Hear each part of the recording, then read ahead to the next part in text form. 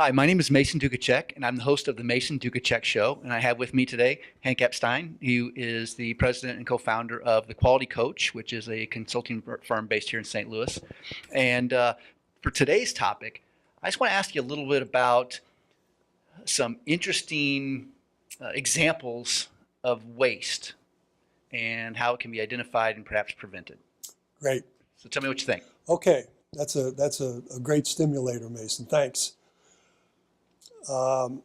So let me start by just giving a bit of an overview, just so that people understand how much waste exists in their organizations. It's huge. So one of the numbers that I use to kind of calibrate me to the waste that is present in an organization is the dollars of revenue per employee. Okay? And what I've learned over the years in my work is that for normal organizations, that number is like $90,000 to $110,000. Now, compare that with the numbers for a world-class practitioner of lean technology. The number for them is like $250,000 to $350,000 per employee. So in other words, the benefits of figuring out this lean thing and eliminating waste is roughly 2 to 3 times the return on your investment. Exactly. Not a bad move. Not a bad move. Not a bad move. Especially if you have a lot of employees. You betcha. You betcha.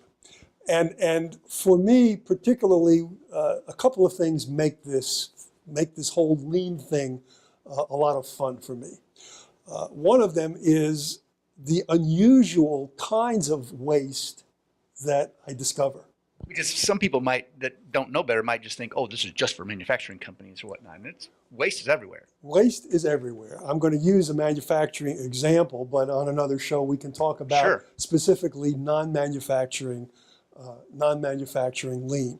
The other thing that is particularly interesting to me about the example I'm going to share is that it connects to this business that we've been talking about meaning, that we human beings are stimulus, meaning making response organisms. Yeah, thanks. So here's the story. It's a manufacturing organization, and what we're dealing with is a machine that compounds rubber. Ultimately, that goes into fan belts and those kinds of things. So there's not just rubber, there's all sorts of other ingredients, that go into the mixture. And the machine is programmed to, do certain steps. And there are certain human interventions required. And when the human being intervenes, when the operator intervenes, he presses a button that tells the machine he's intervened, and then the machine continues. But if he's not there, the machine just sits. And what we're trying to do is to improve the cycle time of this machine, improve its productivity. So of course, there's a whole bunch of us out there, all the quote suits, are there. And here's this operator. His name was Draylen, a really nice guy. Little guy, he's been there for 35 years. And of course, now all of a sudden he's got all these suits running around him. And he's not a happy camper. He's very, very uncomfortable.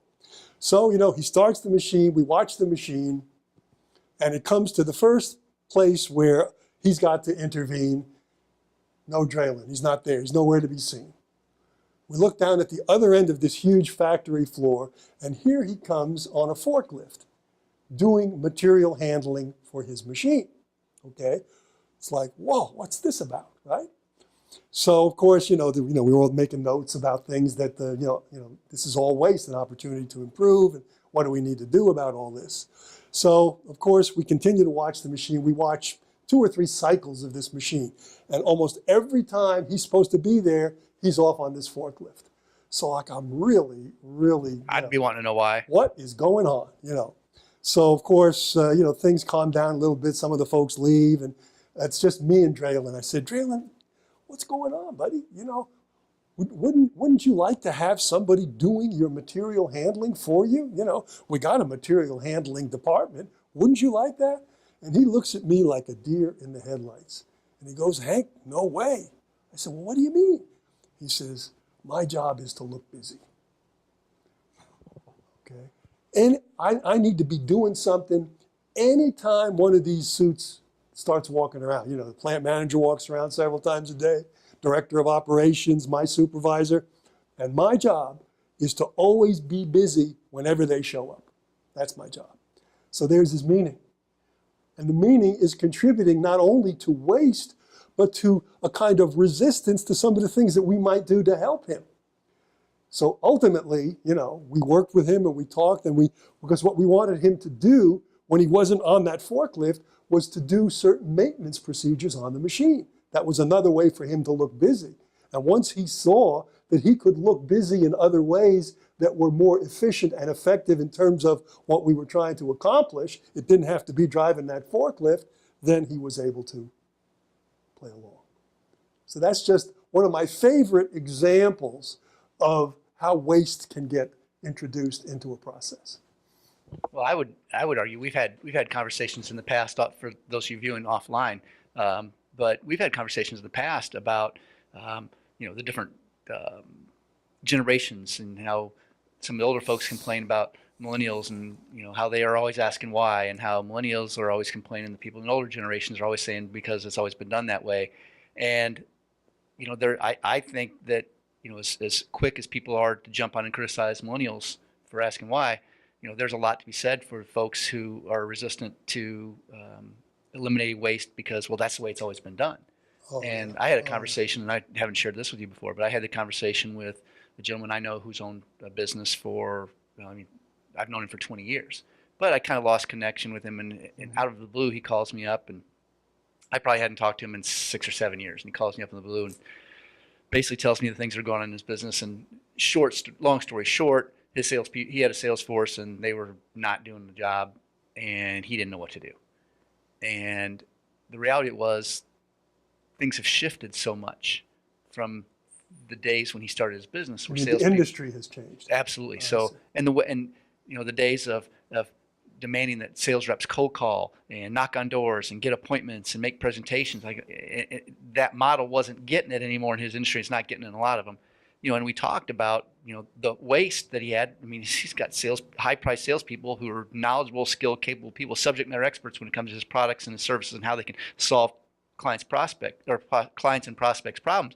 But those people weren't spending their days engaged in that. They're sitting there and being telemarketers that are doing a terrible job telemarketing, not necessarily their fault. But my point is, they had to get through caller ID. They had to get through twice because the receptionist and the decision maker, and you know, for all the reasons. But you know, the solution for him was, he's like, I want my salespeople who are skilled, knowledge, and capable of doing things that require their skilled knowledge and ability.